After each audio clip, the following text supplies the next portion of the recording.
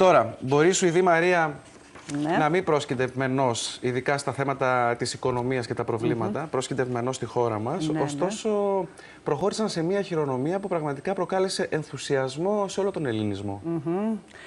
Σουηδοί βουλευτές, οι οποίοι αναγνώρισαν τη γενοκτονία των Ποντίων από τους Τούρκους. Αυτοί οι βουλευτές, λοιπόν, τιμήθηκαν από μέλη του Συλλόγου Εύξηνος Πόντος της Στοκχόλμης.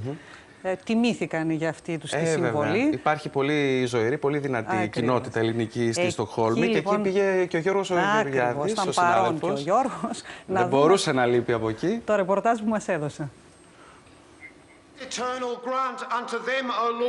Η συγκλονιστική ομιλία του Αυστραλού Υπουργού Δικαιοσύνης Μάικλ Άτκινσον στην πλατεία Αγίας Σοφίας το Μάιο του 2009 στη Θεσσαλονίκη επέφερε το πρώτο μεγάλο ρήγμα στο φράγμα της σιωπής.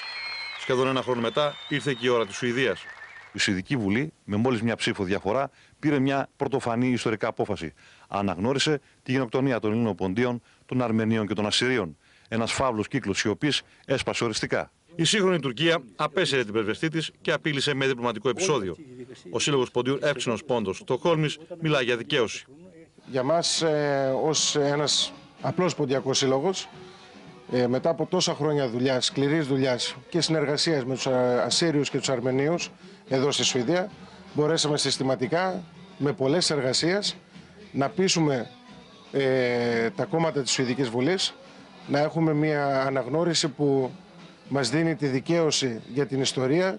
Στο θέμα πρωταγωνίστησαν τα αριστερά κόμματα της Σουηδίας καθώς και το Σοσιαλδημοκρατικό, το οποίο μετέβαλε τη μέχρι πρότινος αρνητική του άποψη. Μεταξύ των βουλευτών, ο ποντιακής καταγωγής Νίκος Παπαδόπουλος. Παίζει σπουδαίο ρόλο στην ηθική αμοιβή των ποντίων και μάλιστα αυτό θα συνδέσει και θα μπορέσει να δώσει στον ελληνικό ποντιακό κόσμο, ανά την Ιφίλιο, να μπορούν να συνδυάσουν τις δυνάμεις τους έτσι ώστε να υπάρχουν οι οργανώσεις σε συνδυασμό με τους πολιτικούς να καταφέρουν τα ακατόρθωτα. Επί 7 χρόνια ένας νέος βουλευτής, ακτιβιστής της αριστεράς, ο Τάος Σταφυλίδης από τη Γάβρα Κιλκής, έγινε ο κακός εφιάλτης της τουρκικής διπλωματίας στα σουηδικά πολιτικά πράγματα. Για μένα αυτό φυσικά σημαίνει ότι όλα τα δάκρυα που ρίξανε οι πόντοι που πληρώσανε με τις ψυχές τους, αυτά τα δάκρυα τώρα τρέχουν στα δικά μας μάγουλα. Ο Φρίντριχ Μάλμ, βουλευτής του κυβερνητικού συνασπισμού, έσπασε τη γραμμή του κόμματός του και στήριξε την προσπάθεια του ποντιακού ελληνισμού. Αισθάνθηκα και αισθάνομαι την ευγνωμοσύνη των Ελλήνων. Είμαι πάρα πολύ χαρούμενος που έγινα μάλιστα επίτιμο μέλος του Ποντιακού Συλλόγου Στοκχόλμης. Για μας, η Σουηδία ήταν το 21ο κράτος που αναγνώρισε τη γενοκτονία μας. Είναι όμως μεγάλη μου τιμή και μεγάλη τιμή όλης της Ομοσπονδίας των Αρμένιων στη Σουηδία ότι βάλαμε και εμείς το δικό μας λιθαράκι για να είναι η πρώτη αναγνώριση γενοκτονίας των Ελλήνων του Πόντου από κράτος, από Εθνικό Κοινοβούλιο, αυτό της Σουηδίας. Ρωτήσαμε Έλληνες και Σουηδούς πολιτικούς για τη στάση της επίσημης Ελλάδας στο επίμαχο ζήτημα.